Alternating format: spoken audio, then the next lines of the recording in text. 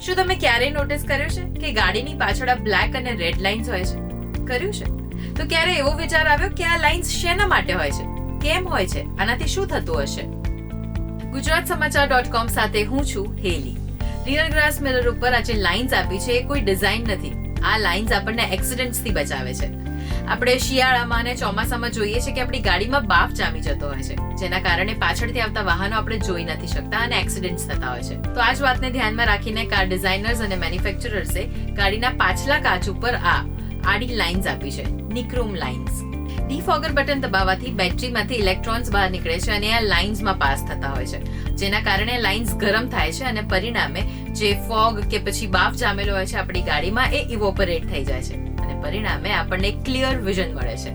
આગળના વિન્ડશીલ્ડને પણ બાફથી પ્રોટેક્શનની જરૂર છે, પણ જો આગળ પણ આ પ્રકારની લાઇન્સ આપવામાં આવે તો એ આપણું વિઝન બ્લોક કરી શકે છે.